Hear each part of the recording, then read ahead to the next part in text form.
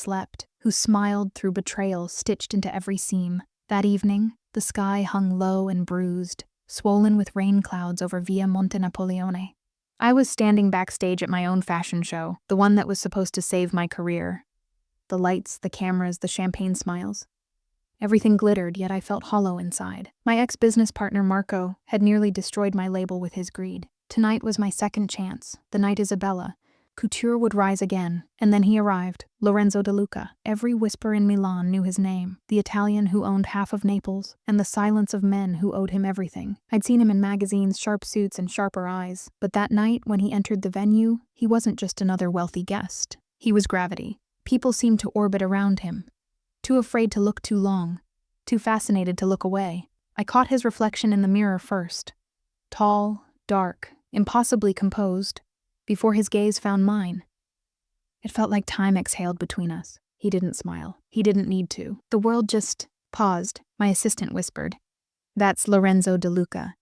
Be careful, Isa. Men like him don't watch fashion shows. They own the people in them." I should have listened. When the final model stepped onto the runway, wearing the white silk gown I'd spent months perfecting, the applause thundered. I felt tears burning in my eyes, relief, pride, exhaustion. And then I saw Lorenzo stand, his gaze locked on me from across the hall. He clapped once, twice, slowly, purposefully, and in that sound, there was both admiration and warning. Later, at the after-party, he approached me, surrounded by shadows disguised as bodyguards. "You design like a woman who's seen pain," he said in a low, accented voice that felt both tender and dangerous. "And you look like a man who causes it," I replied, surprising myself. He smiled. "Then perhaps we are mirrors." The air between us shifted. His cologne, expensive, dark, intoxicating, filled my lungs like a secret. Everyone else disappeared.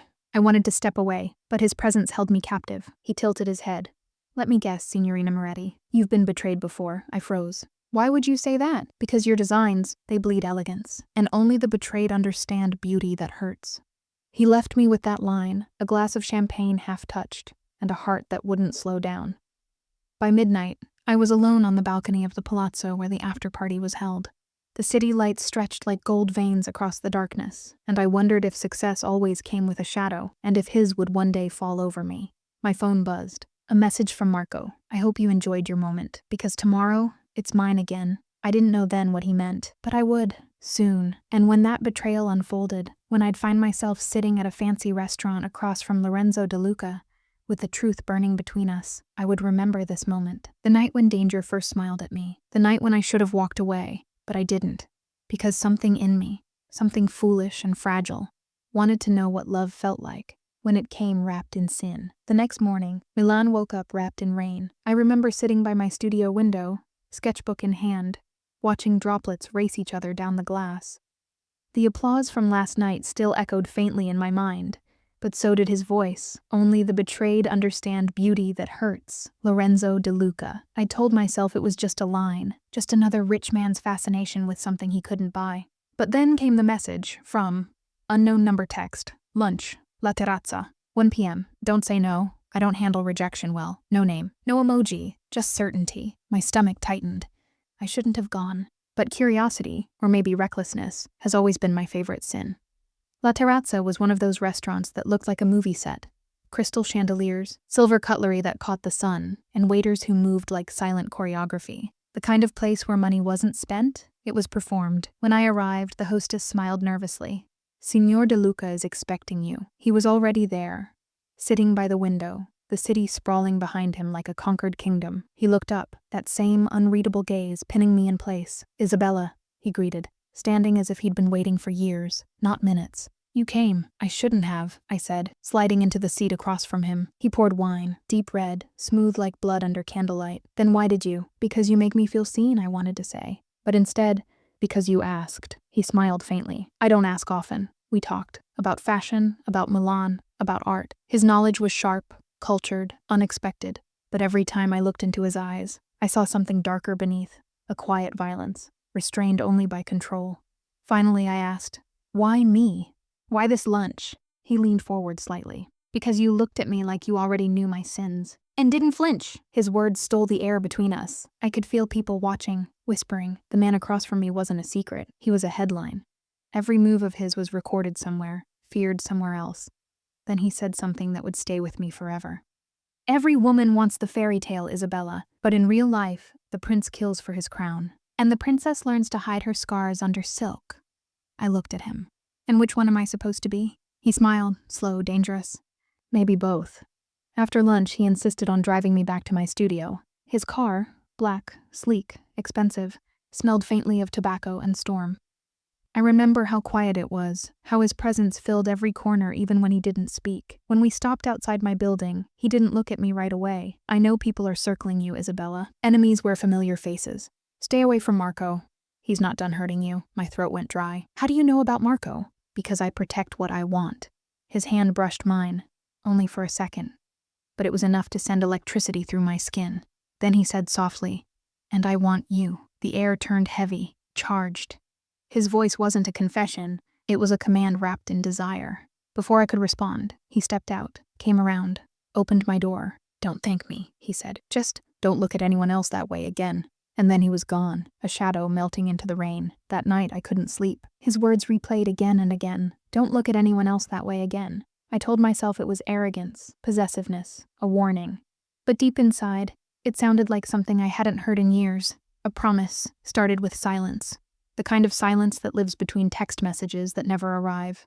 Between breath and confession, between wanting and fearing. After that lunch, I told myself I'd never see him again. I buried myself in sketches, in fabrics, in deadlines that didn't matter. But Lorenzo De Luca had a way of existing in places he'd never been.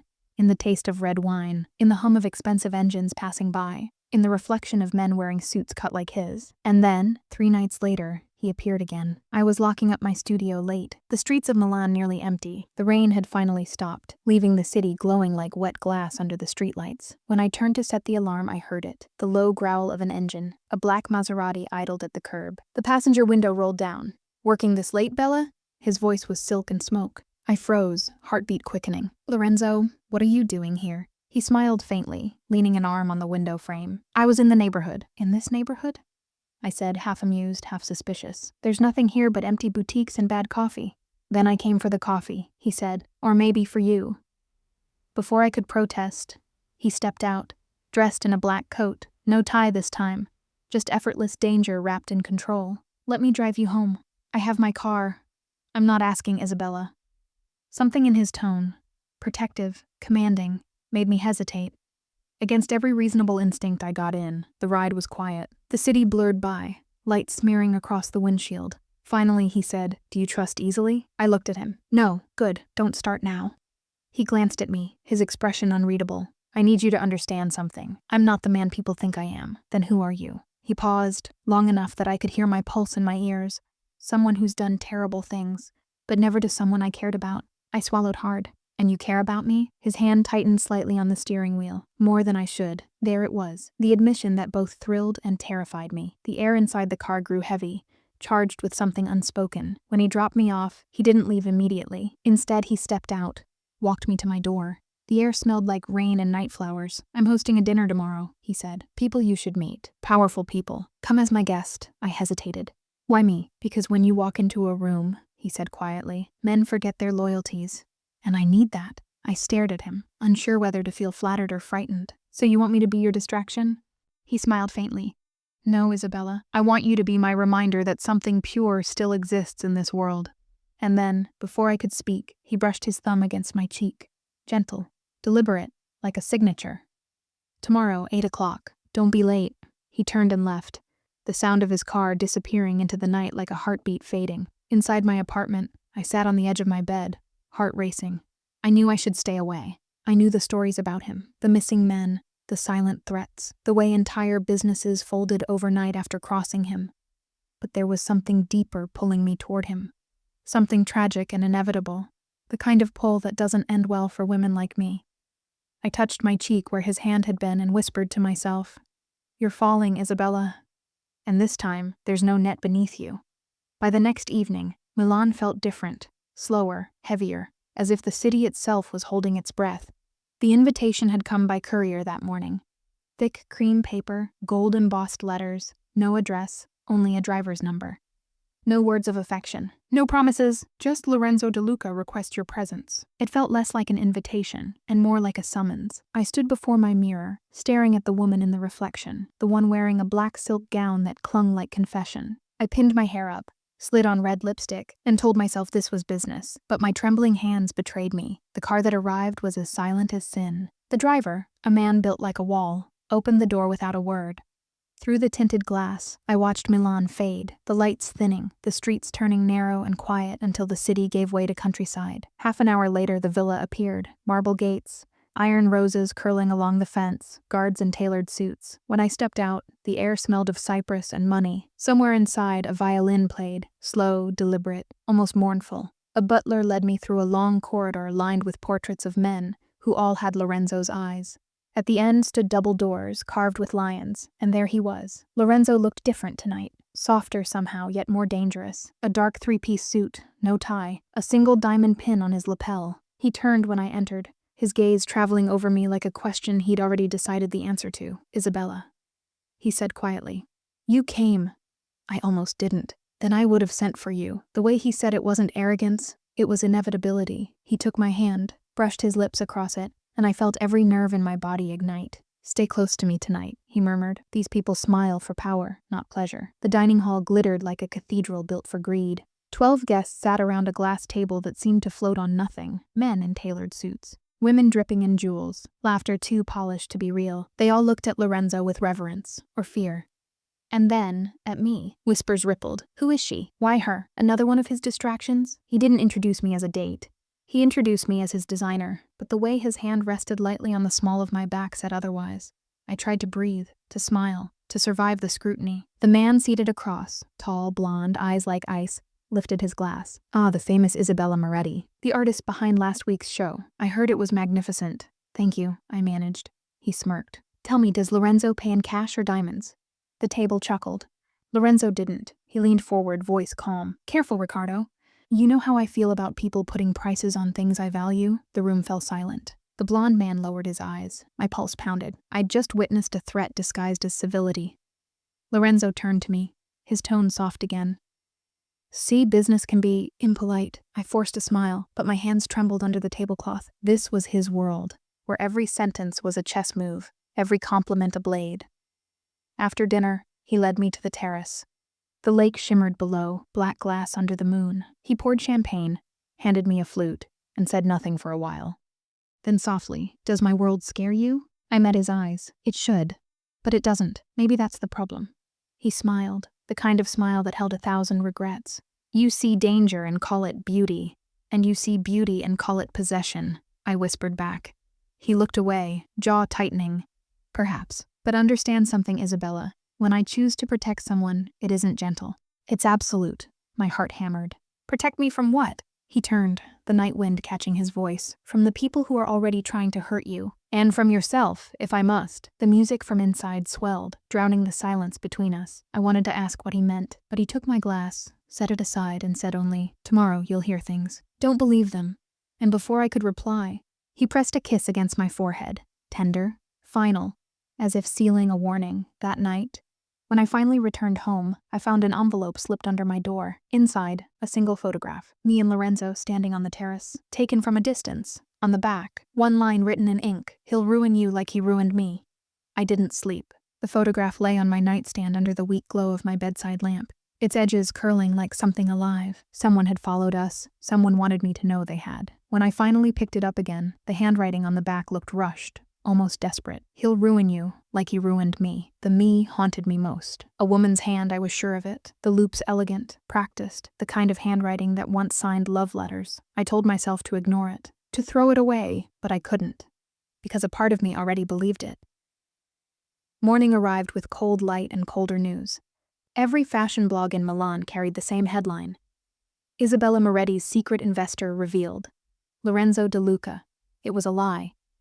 He hadn't invested in me, not officially. But in this city, rumors don't need truth. They only need oxygen. By noon, my phone wouldn't stop ringing. By 3, my showroom's landlord called. Your rent's been paid, signorina. 3 months in advance. Cash. My stomach turned. There was only one man who would do that. When I finally reached Lorenzo, he answered on the first ring. Don't thank me, he said before I could speak. I simply removed obstacles. You also remove my credibility, I snapped. Let the vultures talk. Their noise keeps them from seeing the real danger. And what danger is that? A pause, then quiet as a confession. Someone is watching you. I almost laughed. You think I don't know that? I found a photograph under my door. His tone changed instantly, lower, sharper. Describe it, I did. The silence on the other end felt like an earthquake waiting to happen. Burn it, he said finally. And stay inside tonight. The line went dead. I didn't burn it. Instead, I slipped the photograph into the sketchbook where I kept designs I never showed anyone. The darker ones, the dresses made of sorrow and shadow. If Lorenzo had secrets, then so did I. By evening, the city rain returned, thin and relentless. I sat by my window, sketching without purpose. Every stroke of pencil felt like an echo of his voice. Burn it. Stay inside. But the truth is, I couldn't stay still. I needed to understand who wrote that warning, so I went out. The address came from my assistant, Sophia. She'd heard whispers at an industry party. Someone who used to be close to him, she said. A model named Valentina Russo disappeared 2 years ago after a show in Venice. Some say she was with Lorenzo before you. The name clung to me all the way to the old apartment complex near the Navigli canals. When I reached the door, it was half open.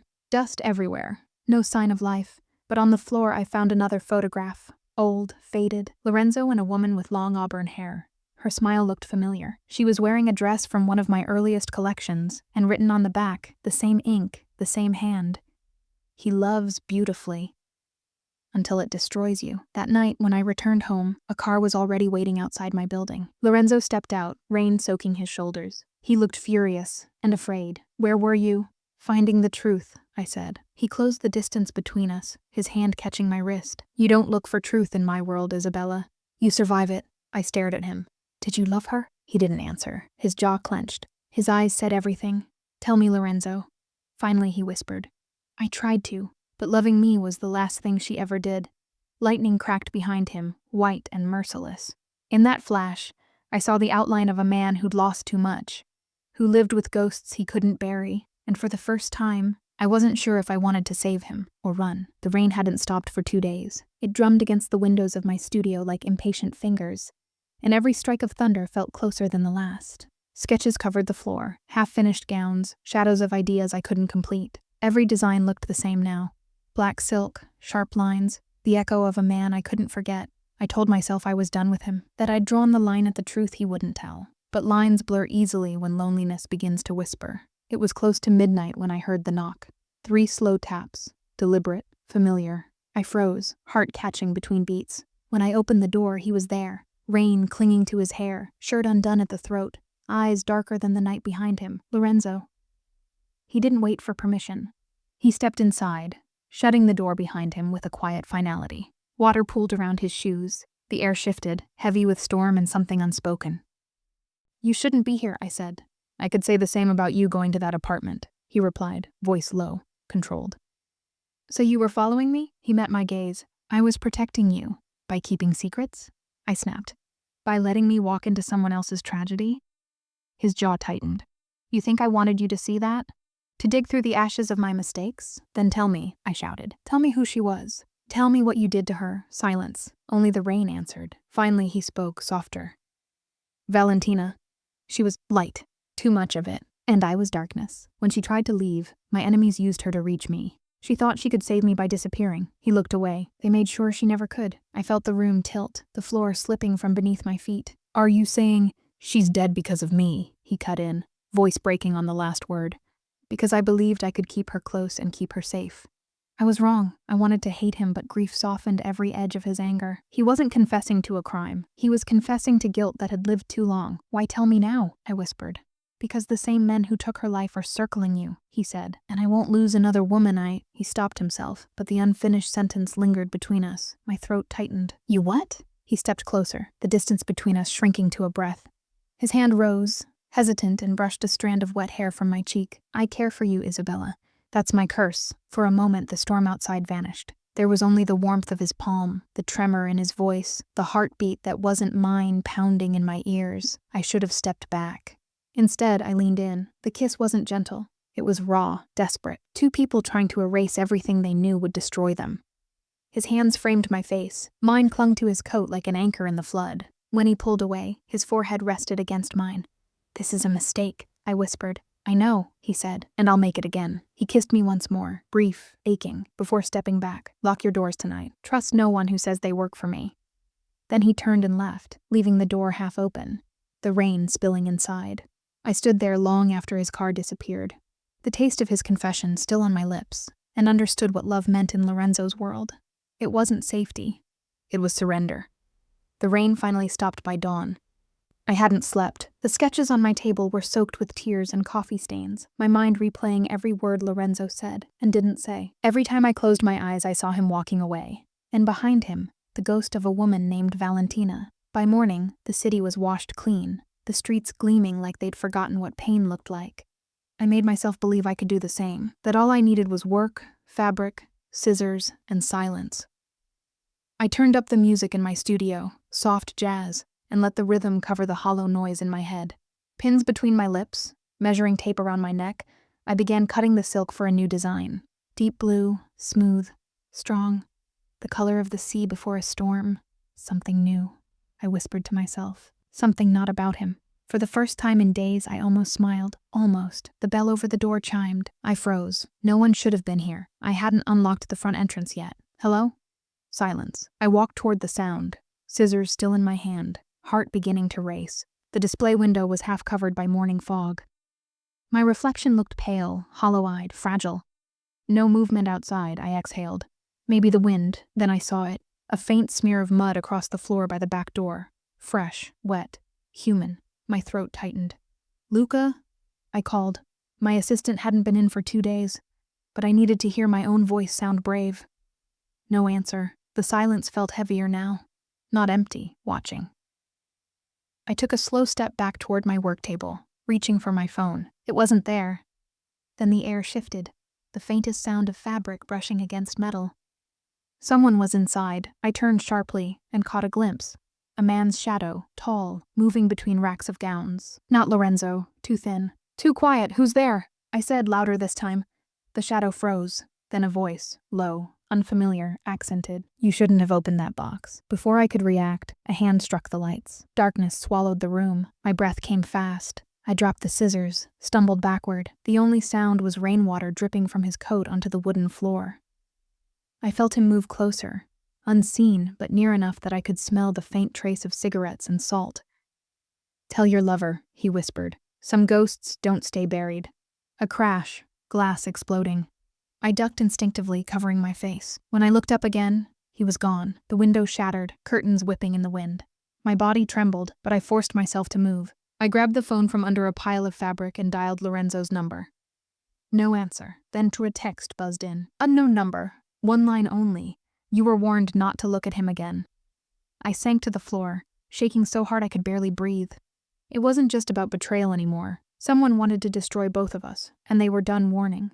I didn't hear his car arrive. The sound of the engine was swallowed by the wind, the city, and the rain still dripping from the cracked window. All I knew was the sudden weight in the room, heavy, suffocating, inevitable. Then I felt it. His presence, Isabella.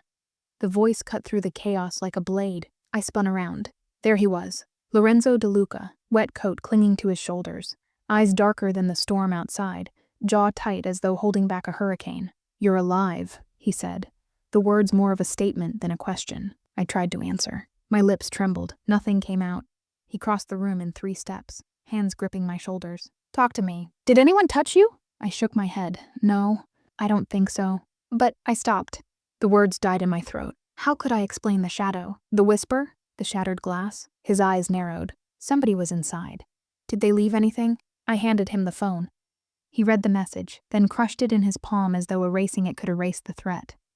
Instead, the screen's fragments cut his knuckles. He didn't flinch. You should never have come alone, he said, voice low, dangerous. I wanted to argue, to tell him I could protect myself. But when he looked at me, that storm in his gaze held a truth I couldn't deny. I wasn't safe. Not from the world, not from him. He moved to the broken window, scanning the street below, his posture tense, predatory. I told you not to look at anyone else, he muttered. I flinched. The words weren't just jealousy, they were warning and promise all at once. He turned back, and for a moment, I saw the man I had kissed just 2 nights ago, the one who'd whispered confessions of guilt and desire. Then the mask fell away, and I saw the monster underneath. Do you understand? He asked. The people who follow me, the ones who want to hurt you, they don't play by rules. And neither do I. I nodded, too afraid to speak. His hands found mine, gripping gently this time, grounding me. I won't let them take you, he whispered. And if they try, he didn't finish. I didn't need him to. The weight of him filled the room, suffocating and protective all at once. The storm outside seemed to pale in comparison to the one he carried inside. I wanted to step back, to flee, but I couldn't. Even as fear wrapped around my ribs, a dangerous part of me leaned into him. A part that wanted to surrender, knowing the cost could be everything. He pulled me into his arms, slow, deliberate, and I let myself rest there for a heartbeat too long, listening to his ragged breathing. The broken glass at our feet shimmered like tiny stars, reminders of how fragile we were, and how dangerous love could become. Finally, he released me, stepping back just enough to let me breathe. Lock every door, barricade every window. I want cameras everywhere by tonight, he ordered. And Isabella? I swallowed. Yes? You belong nowhere else tonight. Except here. And with that he left, not gone but present. Even as I watched him vanish into the shadows, I felt his weight on me, heavy as destiny. Somewhere between fear and desire, I realized I had already crossed a line I could never return from. The day dawned gray, the sun hiding behind heavy clouds, as if it too feared what was coming. I forced myself to open the studio, to pretend the night's terror was behind me, but every corner, every folded dress, every pinned sketch reminded me of the shattered glass, the whisper, the shadow I hadn't seen. I told myself I was safe. Lorenzo had said it. He had promised protection. And yet, I couldn't shake the feeling that the danger wasn't just outside. It was inside, somewhere close. Mafia arrived mid-morning, cheerful as always, clutching a tray of espresso. I brought you fuel, she said brightly, as if the world hadn't cracked open around us. I forced a smile. Thanks. Her eyes lingered on my face, on the shadows under my eyes, on the way my hands shook when I touched a sketch. You didn't sleep? She asked softly. I had things to think about, I murmured, not wanting to explain. She nodded, but I caught the hesitation in her glance. By noon I was sewing again, the rhythm of the needle almost comforting. And then it happened, the first betrayal, subtle at first, almost invisible. A message on my phone from Marco. Nice collection, Isa. I hear someone's taking care of your little problems for you. Don't get too comfortable. I felt the blood drain from my face. How did he know about last night? The truth hit me like ice. Someone I trusted, someone I thought was neutral, had betrayed me. Sophia noticed my pale face. Is everything... I cut her off, voice sharp, trembling. No, everything is not fine. The rest of the afternoon was a blur. Every client that came through the door seemed suspicious. Every sound in the studio, the creak of the floorboards, the rustle of fabric, set my nerves on edge. I kept glancing at the door, imagining shadows, intruders, spies, and the photograph, still tucked under my sketchbook, seemed to whisper. Some ghosts don't stay buried. By evening, I was exhausted, trembling from adrenaline and fear. I locked every door, checked every window, double-checked the alarms, but I knew it wasn't enough. Not for him. Not for Lorenzo. Because the betrayal wasn't just a stranger's attack. It was personal. And I realized, with a shiver that ran down my spine, that whoever had sent that first warning, whoever had stepped inside my studio last night, knew everything about me. They knew where I slept. They knew what I wore. They knew the exact moment I would feel safe. And if Lorenzo hadn't been there, I wouldn't have survived the night. I sank to the floor by my desk, clutching the photograph to my chest. Tears blurred the edges. Mixing with sweat and ink, I whispered into the emptiness, please, don't let him get hurt because of me. Don't let me ruin everything. The room was silent. But I knew. The danger was far from over. And somewhere in the shadows, someone was waiting for me to make a mistake. Sleep had become impossible. Each hour stretched endlessly, filled with imagined footsteps, whispered threats, and the memory of Lorenzo's warning. I tried to convince myself that the morning would bring clarity, that light would make everything easier. It didn't. Sophia arrived again, cheerful and unsuspecting. She noticed my pale face and the shadows under my eyes. Isabella, you look like hell, she said softly. I forced a small, bitter laugh. It's nothing, just deadlines. But I couldn't lie. Not to myself. Not anymore. I needed answers, and deep down, I already feared where those answers would lead. By mid-morning, a familiar presence entered the studio. Marco. My heart froze. He smiled, the same arrogant, careless smile that had ruined me months ago. Ah, Isa, he said casually, glancing around. Busy, I see. Beautiful designs as always. I gritted my teeth. What are you doing here? He leaned against the table, watching me like a cat stalking a mouse. I just like to keep an eye on things. Something in the way he said it, in the smug satisfaction on his face, made my stomach twist. I realized the truth before he spoke another word. He's the one who betrayed me. You're the one sending the messages. The warnings, the threats, I said, my voice rising despite myself. He laughed, soft, mocking, cruel. Ah, Isabella, you're quick, but yes, let's call it a friendly reminder, a nudge. You're playing in a dangerous game now. Don't forget who's really pulling the strings. I wanted to lash out, to strike him, but my hands trembled too much. I had no proof, only suspicion, only the pulse of fear pounding in my veins. As Marco leaned closer, his breath hot, I felt trapped, cornered. And then I remembered Lorenzo. I imagined him standing outside, silent and watching, the storm of his presence waiting to erupt. It gave me courage, fragile, trembling courage, enough to stand tall. You think I'm afraid of you? I hissed. You think you can control me? Marco smirked. Not afraid yet, but you will be, once he knows you've been talking to me, Isabella.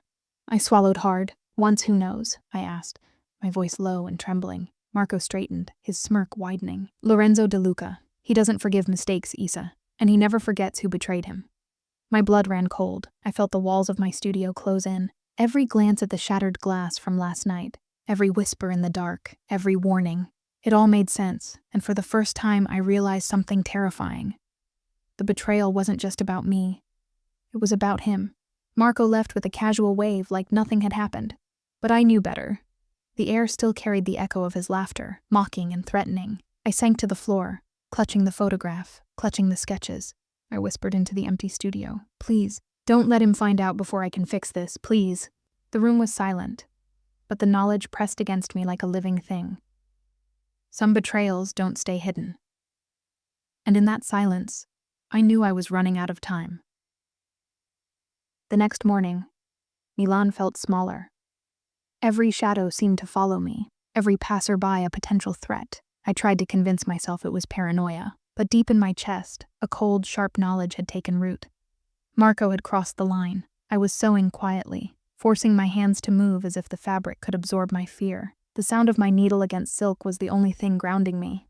Until I heard it, a knock, loud, demanding.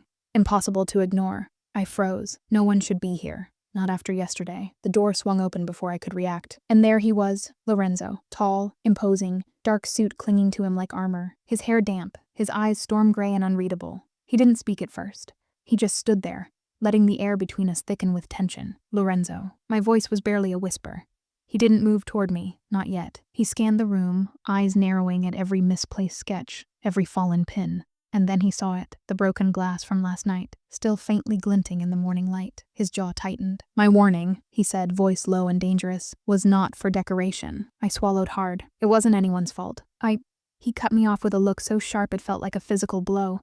Don't lie to me, Isabella. I dropped my gaze, shame burning. I think Marco, at the name, his eyes flared with a storm I had never seen before. He didn't shout. He didn't need to. The sheer weight of his presence crushed the room, made the walls tremble. You think someone betrays you in my world and gets away with it? He hissed. The air vibrated around his words, like thunder in a distant valley. I don't forgive mistakes, and I don't tolerate betrayal. I trembled. I wanted to run, but a part of me, the part that had leaned into him despite fear, the part that had kissed him despite knowing the danger, stayed, because even in anger, he was magnetic. He stepped closer, close enough that I could feel the heat of him, the pulse of him against my own. My enemies tried to touch you, he whispered, and I will make them regret it. I felt a shiver that was part fear, part desire. You're going to? I asked, voice catching. His lips brushed my temple. A promise, a threat, a confession. Yes, he said softly. I'll destroy anyone who dares to harm you. And if I have to, I'll destroy them completely. I wanted to pull away. I wanted to scream. I wanted to sink into his arms and never let go, but I only managed to whisper, "Be careful." His hand cupped my cheek, thumb brushing away the tremor I could no longer hide. I am careful, he said, voice low, intimate. But some things, some people, require more than caution. The storm in his eyes mirrored the storm in the sky outside, and for the first time I realized love in his world wasn't gentle. It wasn't safe. It was fire, and I was standing too close. I couldn't focus. Every stitch of silk I tried to sew seemed to dissolve beneath my hands, as if the fabric itself sensed the storm raging around me. The morning light had grown heavy with dread, pressing through the tall studio windows like a silent witness to my fear. I hadn't heard from Lorenzo since that morning, but I knew, somehow, he was already moving. Tracking Marco, watching, waiting. The phone rang. A number I didn't recognize. I hesitated before answering, fear curling around my throat. Isabella? The voice was low, controlled, familiar. I don't like surprises, I said, voice trembling. You should, he replied. Some people are more dangerous than you realize. Marco isn't the only one playing tonight. Stay inside, it was him. Even through the phone, his presence weighed down the room. I closed my eyes. I can't just hide. You can't just fight alone either, he said sharply. I'll handle him, but if anything happens to you, his voice dropped to a whisper. I will find you, Isabella, and no one will be left standing. I shivered, clutching the receiver. The threat was clear, the promise sharper, and somehow, despite everything, my chest tightened with longing. Hours later, I peeked through the blinds. The street outside was quiet, too quiet. Every shadow seemed elongated, every pedestrian a potential spy. My hands trembled as I drew, sketches turning into sharp, dangerous designs. Black silk, red lining, cuts that mirrored the fear in my chest. The phone buzzed again. A text this time. Do not trust anyone today, even those who seem loyal. I swallowed hard. It was true. Every smile, every friendly gesture suddenly felt like a trap. Even Sophia's cheerful presence couldn't mask my paranoia. By evening, I had barricaded the studio doors, locked every window, and moved the heavier furniture against them. I tried to convince myself this was enough. But deep down I knew better. Marco, Lorenzo, and the unseen enemies. They were playing a game I didn't understand yet, and I was caught in the middle. The sun set behind the rooftops of Milan, casting the studio in shades of gray and blood red. I sat on the floor, knees pulled to my chest, clutching the photograph once more. Every line on Valentina's face, every whisper from the past, pressed against me like a warning. Some loves destroy before they save. And suddenly, I understood. Lorenzo's world was not just dangerous, it was lethal. And I was falling deeper into it.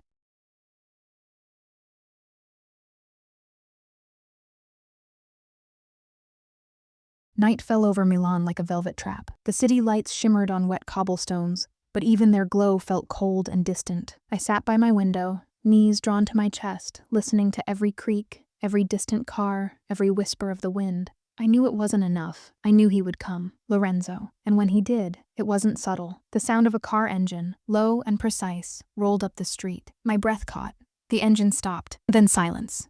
I didn't move. The knock at my door came almost instantly. Sharp, commanding. Isabella, his voice. Low, dangerous, close. I rushed to the door, heart hammering. When I opened it, he was there. Rain dripping from his coat, hair wet, eyes like storm clouds ready to break. I told you to stay inside, he said, almost growling. I did, I whispered, trembling.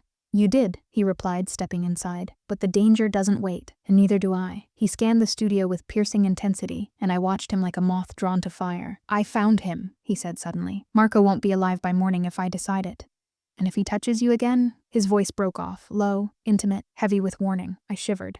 Lorenzo, be careful. I am careful, he said, voice tight with control and desire. But some people require more than caution. Then he moved closer. I could feel the heat of him, the weight of him, the storm that followed wherever he went. Why do you let yourself be in danger? He asked softly, almost pleading. Because I can't run from this, I admitted. From you.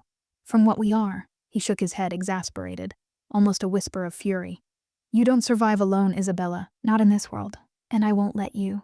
His hands found mine, thumb brushing over my knuckles. The proximity made my chest tighten, my pulse race. I don't want you to destroy yourself. For me, I said. His lips brushed my temple, a promise and a warning. You're already in the fire, Isabella, he murmured, and I can't protect you from it. Not completely, but I will try. The storm outside mirrored the storm inside the studio. And in that moment, I realized something terrifying and irresistible. Lorenzo De Luca didn't just protect me. He consumed me. And no matter how much I wanted to run, I couldn't escape him, or the danger that came with him. The night was thick, pressing against the studio walls like a living thing. I couldn't stop thinking about Lorenzo, about the storm in his eyes, the promise of wrath he carried. And now, Marco. The man who had betrayed me, who had trespassed into my life, who had whispered threats through shadows and glass. I couldn't sit still. Every noise outside made me jump. Every shadow felt like a hand reaching for me. Then the phone rang. I almost didn't pick it up. But the voice on the other end was calm, commanding, entirely Lorenzo. He's near, he said. Who? I whispered. Marco. He thinks he can play games. He thinks he can touch you. His voice was steady, but I could hear the underlying storm, a fury I had never heard so clearly before. I'm coming for him. Stay put. No one leaves your side tonight. My chest tightened. I knew what he meant. He wasn't coming for a warning. He was coming for blood. Minutes later, he arrived, wet from the rain, every movement precise, controlled, predatory. He didn't knock. He didn't smile. He only scanned the room, then turned his gaze on me. "Stay close," he ordered, voice low. I obeyed instantly. I didn't want to disobey, and a part of me didn't want to. The car ride was silent except for the soft hum of the engine. Lorenzo drove fast but careful, navigating Milan's dark streets like he owned every shadow. When we arrived at Marco's apartment, the air seemed to thicken, charged with tension. He didn't speak as he pushed the door open. I stayed behind him, heart hammering, fingers clutching his coat. And then I saw Marco. He was leaning against the wall, smirking, as if he knew he was about to be punished. "You're too late, DeLuca," he said casually. "I already sent her a warning. Consider it a gift." Lorenzo's jaw tightened, his hands flexed. I could feel the storm building before it struck. "You touched her," he said quietly, each word sharp as a knife. Marco laughed. "And what are you going to do about it?" "You can't touch me." "Not yet." Lorenzo's hand shot forward in a blur. I gasped. In a heartbeat, the room felt smaller, the air heavier. Every ounce of his fury radiated outward like heat from a fire. I didn't understand everything he did. All I knew was that by the time it was over, Marco was sprawled on the floor, fear etched on his face, every inch of arrogance gone. Lorenzo turned to me, voice low, almost gentle. "Do you see now? You are never safe alone. Not from them, not from me." I swallowed hard, heart pounding. "Yes," I whispered. "I understand." His eyes softened for a fraction of a second, enough for me to see the man behind the monster. Then the mask returned, and he stepped back into the shadow, leaving me trembling, terrified, exhilarated, and impossibly drawn to him. The city smelled of rain and asphalt as we drove back to my studio. I didn't speak. I couldn't. The images of Marco on the floor, the fear in his eyes, the absolute control in Lorenzo's, haunted me. I had witnessed power and it terrified me. And yet, a part of me couldn't stop trembling in a different way. He glanced at me once, briefly, from the corner of his eyes. "You should never see that side of me again," he said softly, almost regretfully. "But you did. And now," his gaze hardened. "Now you know the price of crossing me." I swallowed hard. "Yes," I whispered. The words sounded weak, but they carried the weight of understanding. Back at the studio, I locked every door again, checking each window, each bolt. Lorenzo's presence lingered like smoke, though he had left the room. I sat down, trembling, and finally allowed myself to breathe. My sketches lay around me, but they felt different now, sharp, dangerous, reflecting the storm I had just survived. Every line seemed to echo him. Every fold of fabric carried the memory of his hands, his heat, his wrath. And then it hit me. The fear I felt was inseparable from desire. The danger he brought into my life was terrifying, yes, but also intoxicating. I wanted him, and I feared that wanting him meant giving him everything, including my heart. I sank to the floor, clutching the photograph, the sketches, the remnants of my safe life. I whispered into the emptiness, "Lorenzo, what have you done to me?" The studio remained silent, but I felt the truth in my chest. There was no going back. Not now, not ever. Night fell again, and for the first time, I realized that survival wasn't just about avoiding Marco or his shadows. It was about surviving Lorenzo's world, a world where love was fire, and crossing him was death. And somewhere deep inside, I wondered if I was already consumed. The night felt heavier than ever. I lay on my bed, staring at the ceiling, my thoughts a storm I could not calm. Every moment with Lorenzo replayed in my mind, the heat of his hands, the storm in his eyes, the terrifying power he wielded so effortlessly. And yet, it wasn't fear alone that gripped me. It was something darker, something intoxicating. I tried to focus on my work. Sketches, fabric, designs, anything to anchor myself in the normal world. But every fold of silk, every line of a dress reminded me of him, of his hands, his voice, the way he could make me feel safe and terrified at the same time. I whispered to myself, "This is dangerous." And yet I can't stop thinking about him. The phone buzzed. A message from Lorenzo. "Sleep. Tomorrow we act. You must be ready. Trust no one," I shivered. Even his words carried weight. Threat, promise, and longing all at once. I realized something terrifying. I wasn't just drawn to him.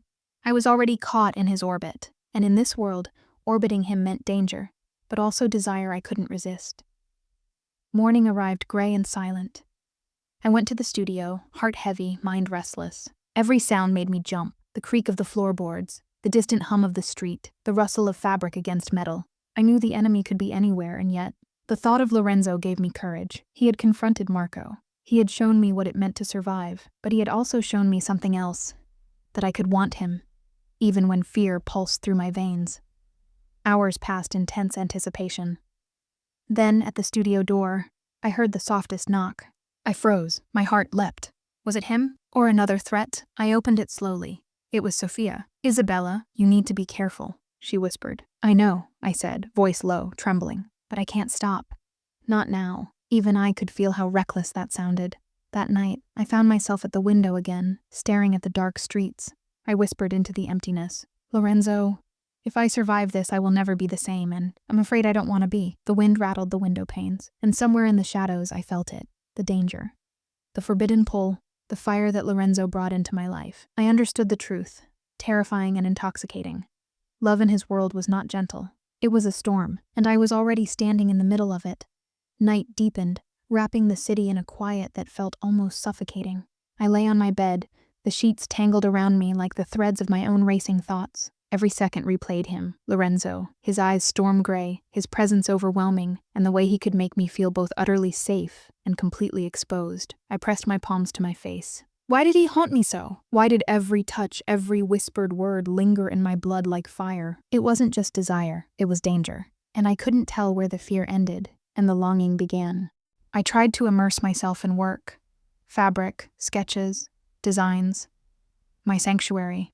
Yet every stroke of silk beneath my fingers reminded me of him, the way his hands might glide across my skin, the sharpness of his jaw, the heat that followed him everywhere.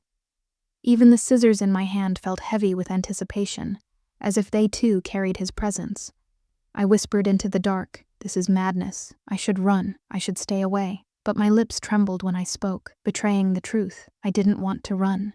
I wanted him, and that frightened me more than any threat outside these walls. Hours passed slowly. I wandered the studio, restless. The phone buzzed again. A message from Lorenzo, simple, commanding. "Tonight we act. Be ready. Trust no one." I shivered at the words. Even in text, he radiated danger, promise, and obsession. I realized the terrifying truth. I wasn't just drawn to him.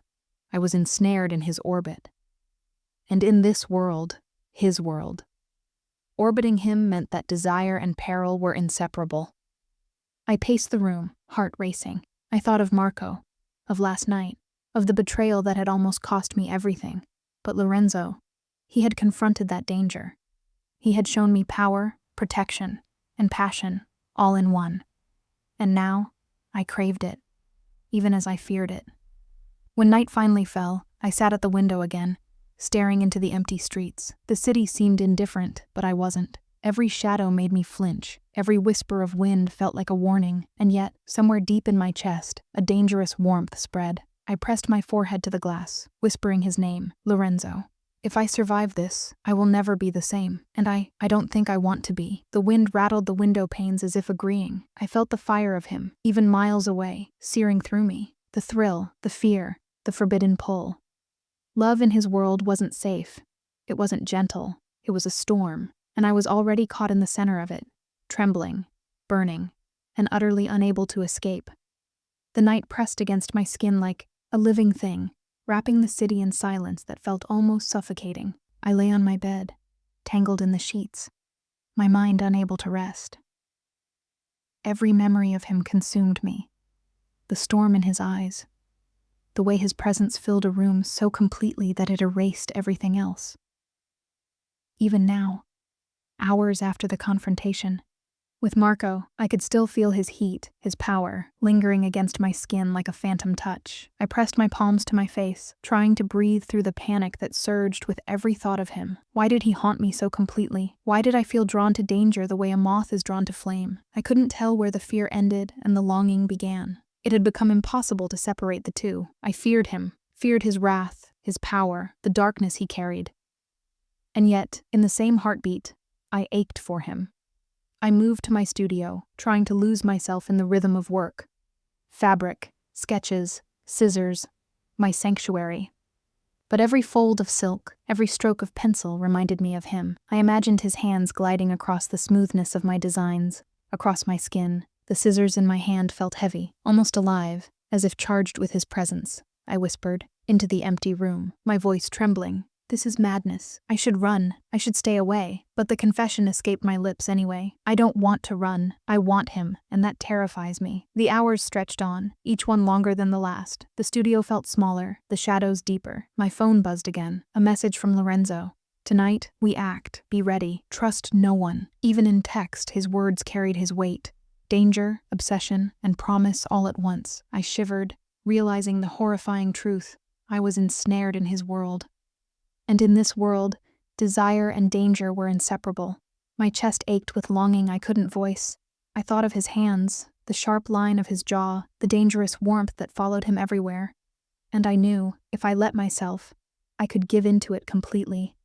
I could surrender, even if it meant losing all sense of safety, reason, and control. I walked to the window, staring out at the empty streets below. The wind whispered through the city, carrying a chill that seemed almost sentient.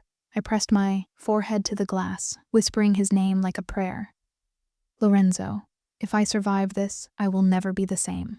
And I don't think I want to be. The fire of him burned through me, intoxicating, terrifying, impossible to resist. Even miles away, even in silence, he occupied every corner of my mind, every pulse of my heart. I imagined his hands on me, protective, possessive, commanding, and the thought sent a shiver down my spine. Fear and desire had become one, pain and longing indistinguishable. Love in his world was not safe. It was a storm. It was fire, and I was standing right in the middle of it, trembling, burning, and utterly unable to escape. Even as the night deepened, I understood the truth. I was his. Not by choice, not by force, but by the pull of something stronger than fear or reason. I was caught in the orbit of a man who could destroy the world for me, and for whom I would risk my own heart without hesitation. And I feared and craved every second of it.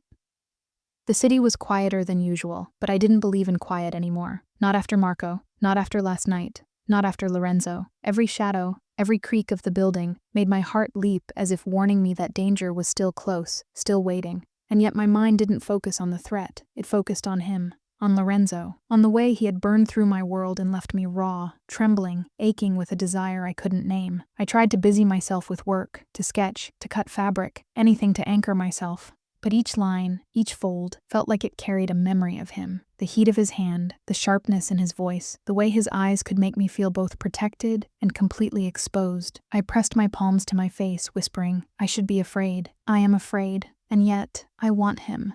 It was dangerous, it was madness, and the thought of surrendering to it made my chest tighten, my pulse race. The phone buzzed again, his name flashing on the screen. Meet me, now, and don't let anyone see you. I swallowed hard. The rational part of me screamed, no, don't go. But the other part, the part that had already crossed invisible lines, ached to obey. I dressed quickly, pulling on a black coat and boots, my hair still damp from the rain earlier. Every step toward the street felt like walking into a storm, and that was exactly what it was. He was waiting in the alley, shadowed by the dim glow of a street lamp. I froze when I saw him, tall, imposing, wet coat clinging to his shoulders, eyes like storm clouds about to break. No one follows you, he said low, his voice almost a growl. Do you understand? I nodded, too aware of the heat in his presence, too aware of the desire threading through my fear. Good, he said. Then he reached for my hand, and my breath caught.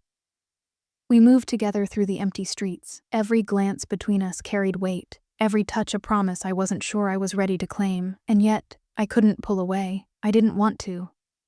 Lorenzo stopped in the shadows of an abandoned plaza, scanning every corner, every alley. Tonight, you see the world I live in, he said, voice low, intimate, dangerous. And you will understand why I protect you, and why I can't let anyone touch you. I felt the pull of him, fierce and irresistible, fear and longing twisted together in my chest. I wanted to be safe, I wanted to be protected, I wanted to be his. And then, as if summoned by my thoughts, the first sign of danger appeared. A figure slipping from the shadows, silent, deliberate. I stiffened. He turned to me, hand curling around my wrist. Stay behind me, he ordered, and I obeyed without hesitation. The shadow moved closer. Marco? No. Something worse, something unfamiliar. Lorenzo's presence became a shield around me. His hand brushed mine briefly. Not just protection, but a claim. And in that moment I realized I wasn't just in danger. I was entwined in it. Fear and desire had become one, and I was standing on the edge of both, unable and unwilling to step back. The shadows moved faster than I could comprehend. Every step, Every creak, every whisper of the night made my heart slam against my ribs. I clutched Lorenzo's arm, feeling the tense power in his muscles. The storm coiled beneath his skin. "Stay close," he murmured, voice low, vibrating with barely contained fury. "I won't let anyone hurt you." I nodded, trembling, my chest tight with fear. And something else, something impossible to name, something that burned hotter than the danger itself. The figure emerged fully from the darkness. Marco, defiant, smirk still plastered across his face. "You think you can protect her?" He spat, his voice mocking. "I already warned her. She's mine. In your absence, DeLuca." Lorenzo's jaw clenched. Every inch of him radiated wrath. I could feel it in the air, in the tension, in the way the streetlights seemed to dim around him. "You touch her, and I promise you won't live to regret it," he said quietly, calmly, but every syllable dripped with lethal intent. Marco's smirk faltered. I swallowed hard. The power of him, the danger he exuded, it terrified me, and yet I couldn't look away. Suddenly, Marco lunged. Lorenzo moved like lightning, precise, deadly, unstoppable. I barely had time to inhale as the confrontation exploded around us. Shouts, a scuffle, the clash of bodies, the roar of his fury. And yet, through it all, his hand never left mine. Protective, possessive, claiming me in a way that made my pulse race with a mix of fear and desire. I realized, in that heart-stopping moment, I had never felt so alive. I had never felt so exposed. I had never wanted someone so completely, even as terror clawed at my ribs. By the time it was over, Marco lay defeated, fear etched across his face. Lorenzo turned to me, storm-gray eyes burning into mine, every inch of him lethal and magnetic. "You understand now?" he asked softly, yet with unyielding authority. "This world, this danger, it's ours, and you're part of it. Part of me." I nodded, heart hammering, breath uneven. "Yes," I whispered, voice breaking. "Yes, I understand." He stepped closer, hands cradling my face, thumb brushing my trembling cheek. "I can't keep you safe, not from everything," he murmured, lips dangerously close.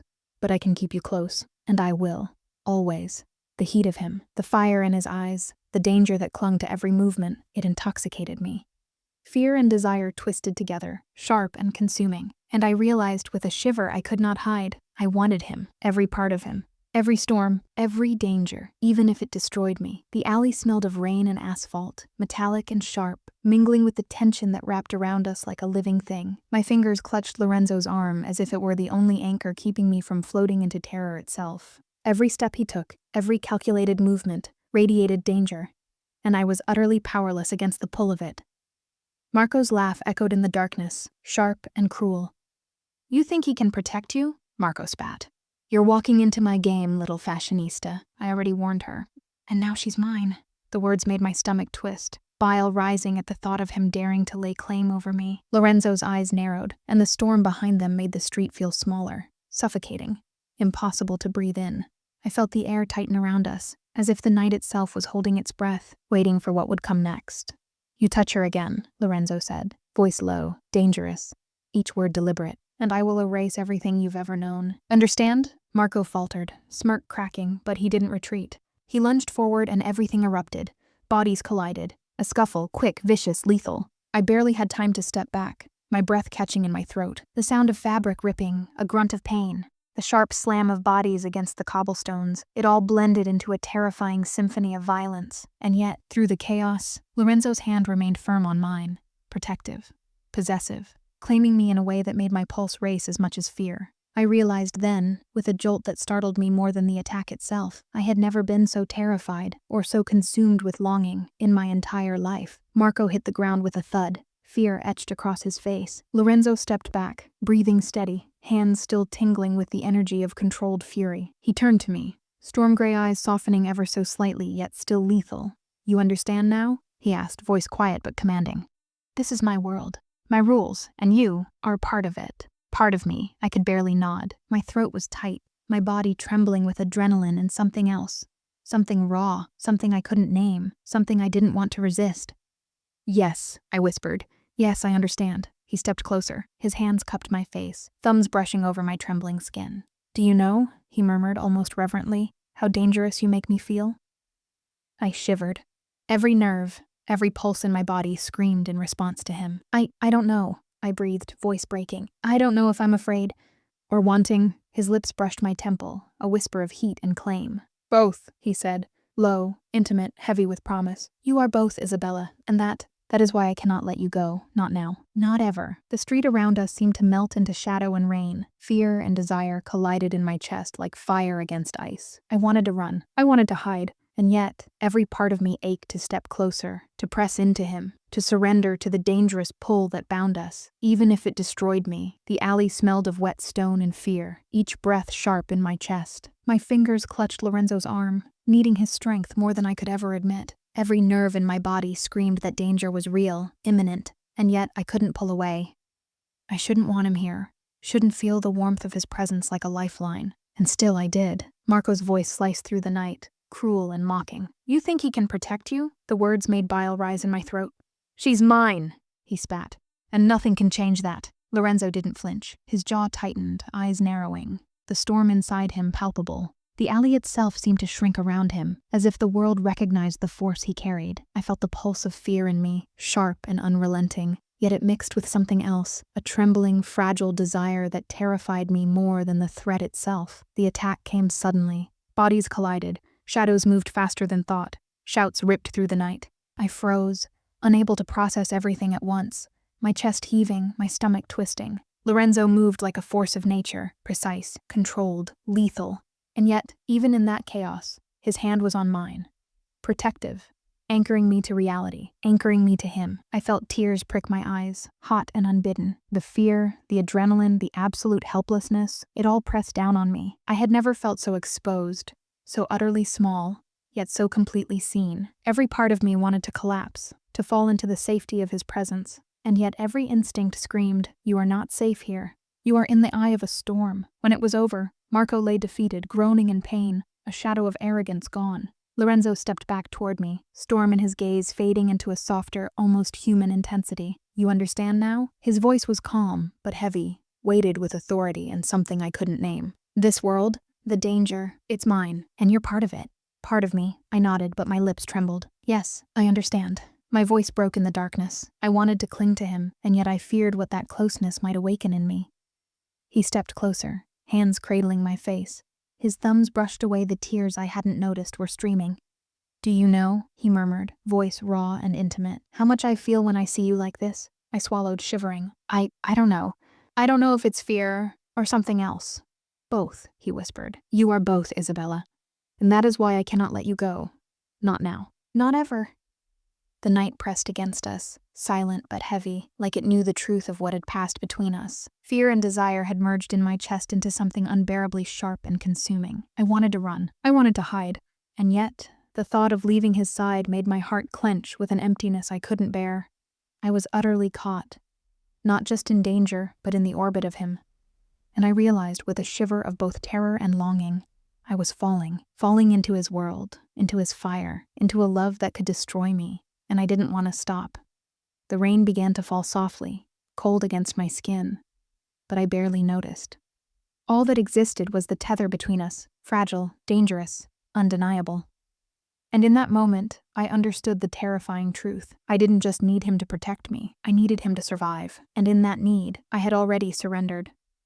The dawn arrived gray and heavy over Milan, but sleep had abandoned me hours ago. Every sound, the drip of rain, the creak of the shutters, the distant hum of the city, felt magnified, a warning I could not ignore. I hadn't left my studio since the confrontation. I hadn't even tried. Lorenzo's presence lingered everywhere, even in his absence. Every shadow seemed to hold him. Every heartbeat echoed the memory of his hands on mine, his eyes storming over me, his promise of protection and destruction intertwined. The phone buzzed. A single message, sharp and commanding. Meet me, now, and don't let anyone follow you. My pulse spiked. Fear screamed inside me, but the pull, the dangerous, irresistible pull, was stronger. I dressed quickly, heart hammering, hands trembling, every nerve alert to danger. I knew he wouldn't come to me this time. This time, I had to go to him. The meeting place was a deserted terrace, the city stretching beneath us like a silent witness. He was already there, silhouetted against the early morning light, rain-damp coat clinging to his shoulders, hair dark and wild. When he saw me, the storm in his eyes softened just enough for me to see the man beneath the monster. But the edge never left him. "You came," he said, voice low, controlled, vibrating with tension. "I had to," I whispered, voice barely steady. "Good," he replied, stepping closer, "because danger never sleeps, and neither do I." I swallowed hard, every instinct screaming to run, to hide, to stay safe. But my body refused to move. Every part of me, terrified, trembling, aching, wanted him. And I knew he felt it too. The air between us crackled with tension. Dangerous, forbidden, impossible to ignore. "Marco won't stop," he murmured, eyes locking on mine, intensity radiating from every line of his body. "But I will handle it. For you." I wanted to protest, to say I didn't need protection, that I could survive alone. But I couldn't. I wanted him, needed him, to be both my savior and my storm. He reached for me, hand brushing my cheek with a gentleness that contradicted the fire in his gaze. "Do you understand, Isabella?" he whispered. "I can't keep you safe from everything, but I can keep you close. And I will, always." I nodded, breath trembling, heart hammering. "Yes," I whispered. "Yes, I understand."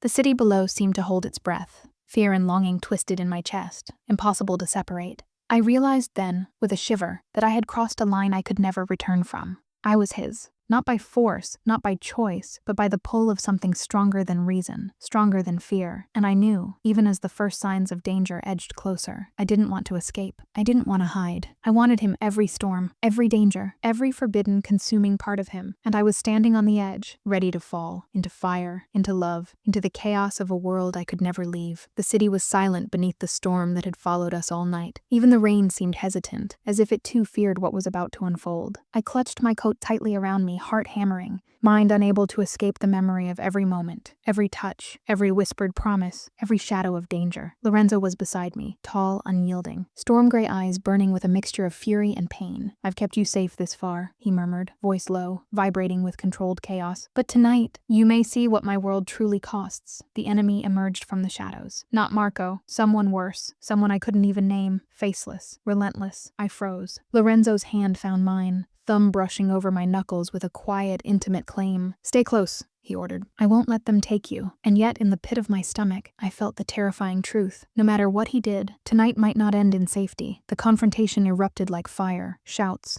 struggle, shadows moving faster than light. I could barely breathe, barely think, barely move. Every instinct screamed to run. Every heartbeat screamed to stay. Lorenzo moved like a force of nature, precise, deadly, unstoppable. But then I saw it. A momentary misstep. A vulnerability I had never seen in him. My chest tightened. The storm, the fire, the danger. It wasn't just around us. It was inside us. Time slowed. I saw the attack that no one could stop. The blow that broke everything in an instant. Lorenzo staggered, and the world fell silent except for the hammering of my own heart. "No," I whispered, voice breaking, tears streaming. But I couldn't move fast enough. I couldn't save him. He turned to me, breath ragged, eyes searching mine. "Isabella?" The word was soft, intimate, heavy with everything he could not say. And then the moment broke, fragile and devastating, leaving me clinging to nothing but memory. The enemy fled. The city returned to silence. I was left kneeling in the rain, trembling, soaked, broken. Every part of me screamed in loss. The fire, the storm, the love that had consumed me, all gone. I pressed my hand to my lips, imagining his touch one last time. "Lorenzo, I couldn't even finish the sentence. The words dissolved in tears. And yet, even in the heartbreak, I felt it. The mark of him, the echo of his presence, the truth of our love. He had changed me, burned through me, claimed me in ways no one else ever could. And even though he was gone, I would carry him. Always. The city beneath me was gray, the rain falling softly now, mourning with me. I whispered into the emptiness. "I loved you, Lorenzo. I still do. And I always will." The storm passed, the fire remained, and I realized that some loves are not meant to last. They are meant to burn, beautifully, tragically, eternally. If you felt every heartbeat, every fear, every forbidden moment with me, then don't let this story end here. Subscribe, stay with me, and journey through every storm, every love, every danger yet to come. I promise. The next story will pull at your heart even more. Click subscribe, BRD Stories Hub, and don't look away.